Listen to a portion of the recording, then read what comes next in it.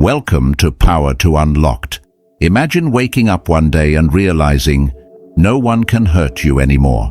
Not your enemies, not your friends, not your past, not even your own fears. What if I told you that such a mindset exists, and that it was first mapped out hundreds of years ago by a man the world feared, yet misunderstood?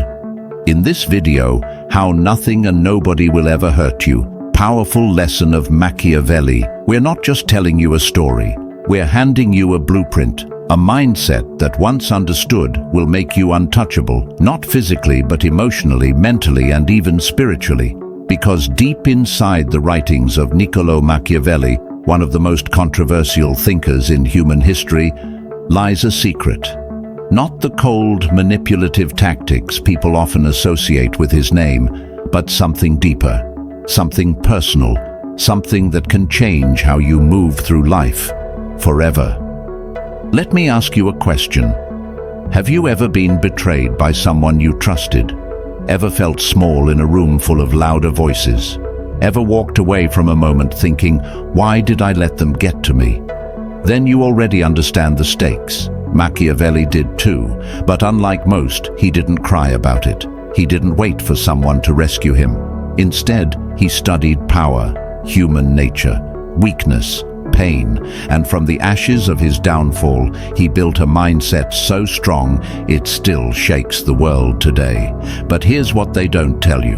Machiavelli wasn't just writing for kings and princes, he was writing for you. For the silent, strategic person in the back of the room, the one who knows how dangerous it is to be vulnerable in a world that rewards masks and punishes truth. He believed that to live free, you must be unbreakable. But to be unbreakable, you first have to understand how and why people try to break you. That's what this story is about. You'll meet a man who was exiled, humiliated, and forgotten by the very people he served. And yet, he didn't collapse. He didn't seek revenge in the way you'd expect. Instead, he wrote a book that would shake the foundations of power for centuries. But be warned, this isn't a fairy tale. There are no knights in shining armor, only lessons written in scars. As we unfold Machiavelli's powerful psychological insights, we'll show you how to build emotional armor, control how others see you, never be manipulated again, and most importantly, how to walk through betrayal, judgment, and rejection untouched. But just when Machiavelli thought he had mastered the art of survival, life tested him one final time, and what happened next? That's where our story begins. In the year 1512, Niccolò Machiavelli was stripped of everything: his position, his reputation, his peace. He wasn't a prince. He wasn't a warrior. He was a thinker, a servant of the Republic. And yet, when the Medici family regained control of Florence, they saw him as a threat. So they broke him. At least, they thought they did. He was arrested, tortured, and exiled from the city he loved. But instead of losing his mind, he sharpened it. Alone, with nothing but silence and ink, he began to write. And what he wrote would become one of the most feared and misunderstood books in history, The Prince. But here's the twist. This wasn't just a manual for rulers. It was a survival guide for anyone living in a world where loyalty is fragile. Kindness is mistaken for weakness, and power often belongs to those willing to pretend they don't want it. Machiavelli had been on the inside. He had watched people rise, fall, betray, and manipulate, all while smiling to your face. He didn't write from theory. He wrote from pain, from watching the people he trusted turn away, from learning that in politics and in life, truth doesn't always win. Imagine being cast out of your life, your home, your identity. Imagine watching people you helped now act like they never knew you. That was his reality, and in that quiet rage, in that unbearable stillness, he saw the truth. That nothing is more dangerous than believing people will always treat you the way you treat them. This idea became the soul of his writing, and once you accept it, your entire world begins to shift. He began to study patterns, how fear shapes decisions, how people crave control, how appearances are more powerful than facts. He started writing not just about power, but about protection, protection of the self, protection of your mind, because if you can understand why people act the way they do, you stop being surprised, you stop being hurt, you stop being used. But as he poured his soul into the pages of The Prince, one thought haunted him. Would the world understand his message? Or would they twist it, label him a villain, and bury the truth again? The question wasn't just about power anymore, it was about survival. And Machiavelli knew if he wanted to pass this lesson on, he had to speak in a language the world feared before it was too late. And then, one morning, something happened. Something that would put everything he believed to the test. It was a cold morning in Sant'Andrea. Machiavelli had barely slept. The sound of wind against the wooden walls of his small home echoed like whispers from another life. He stepped outside, expecting nothing. But there, on the dusty ground, lay a sealed letter. No signature, no markings, just his name. The handwriting was familiar. It was from someone he thought had forgotten him, someone still inside the Medici circle, someone who shouldn't be reaching out. Inside the letter were just a few lines, a request, a plea. They needed his help. Not officially, not publicly, but secretly, quietly. That was the catch. They feared what would happen if anyone knew, and that was the beginning of a new game. One where Machiavelli wasn't sure if he was the player or the piece being moved. He stared at the note for hours, wondering if it was a trap. Why now? Why him? Did they finally see the value in his mind? Or were they setting him up for failure again?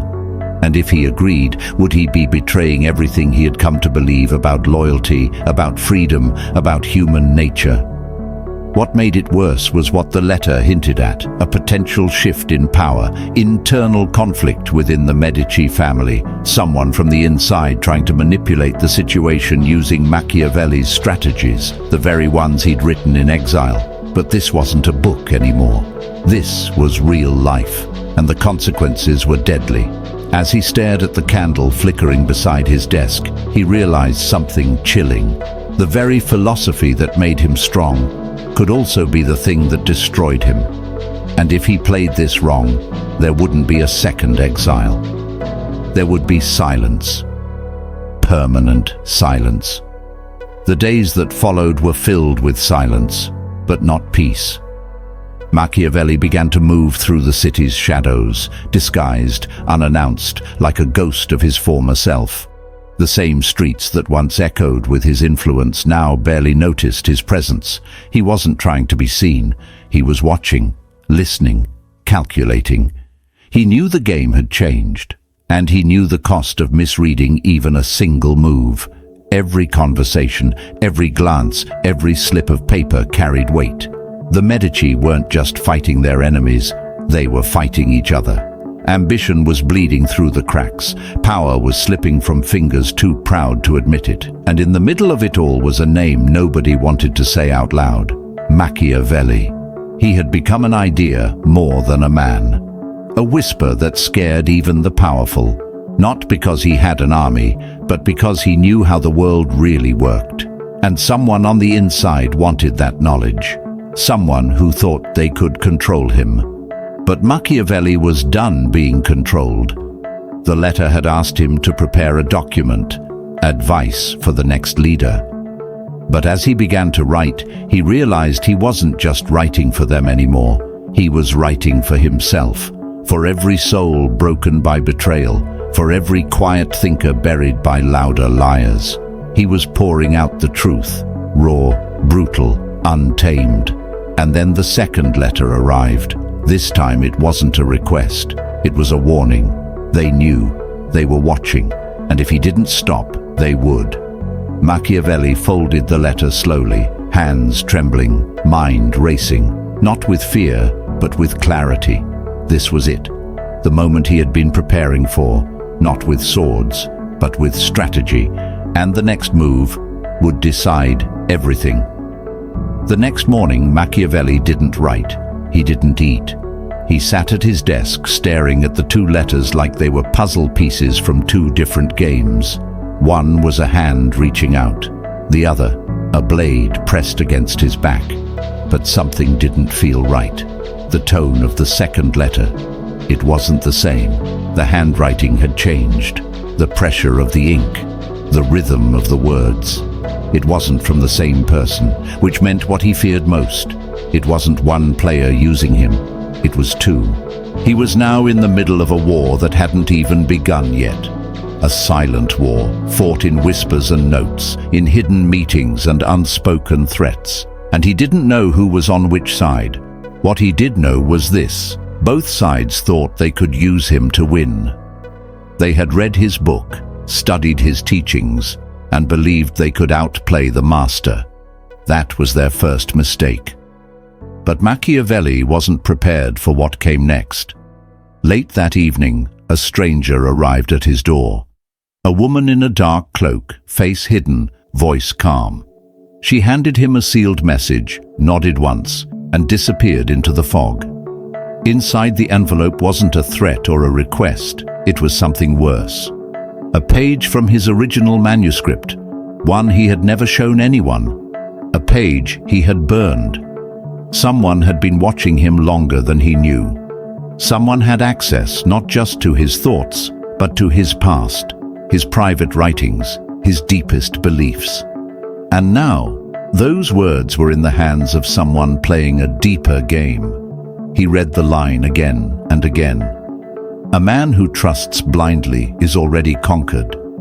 That line had never been published. It was too dangerous, too personal. He had written it the night he realized that love, friendship, and loyalty could all be used as weapons. He burned it because it scared him, because it meant becoming untouchable also meant becoming alone. Now someone wanted him to remember that. The stakes were no longer about power or politics. This was about identity, about whether Machiavelli would remain a man of principle or become the very monster his enemies believed him to be. And the next message he sent would decide which. Machiavelli lit a candle and sat in the silence of his study. The three letters spread before him. Each one was a move in a game he hadn't agreed to play, but could no longer avoid. The stolen manuscript page, the hidden messages, the shifting loyalties, all of it pointed to one truth. They didn't want his advice. They wanted his silence. Not with gold, with fear.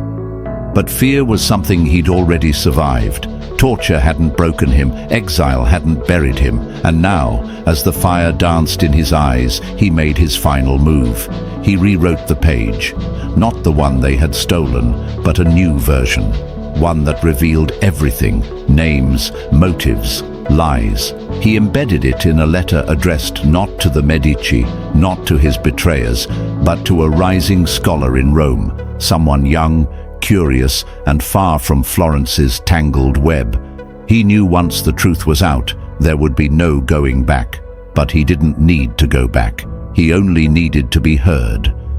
The letter was sent at dawn, and that night the house caught fire. Flames roared through the countryside air as neighbors rushed in vain to save what they could. By the time it was done, the structure was gone. Machiavelli was gone.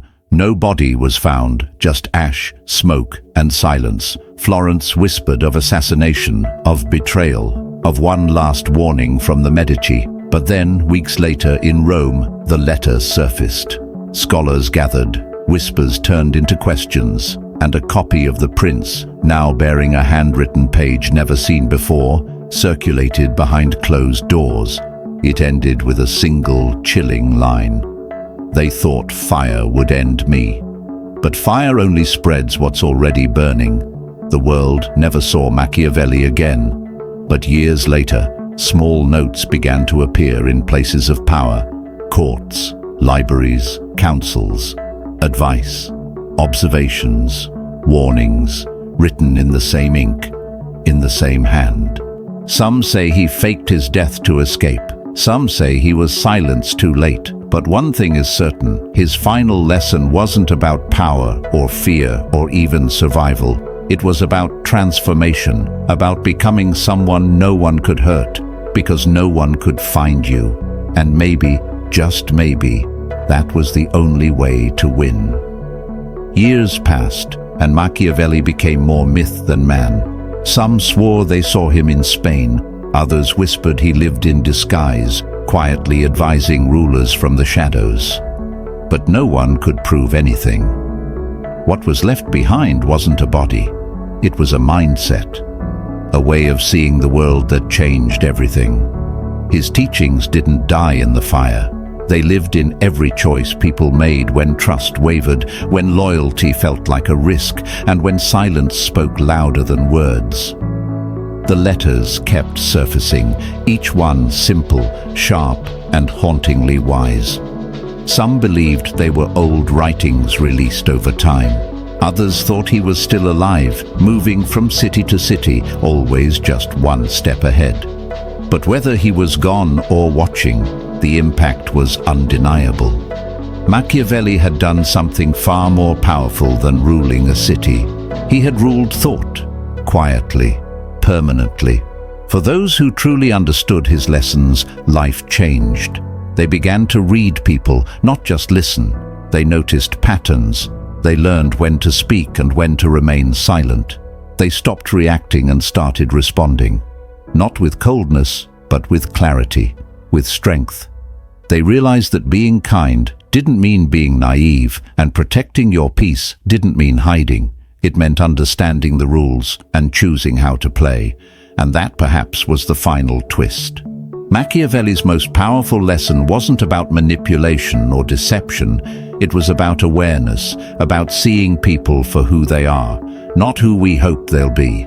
It was about taking control of your mind, your emotions, and your responses, so that nothing and nobody could break you again. In the end, Machiavelli disappeared, but his message didn't.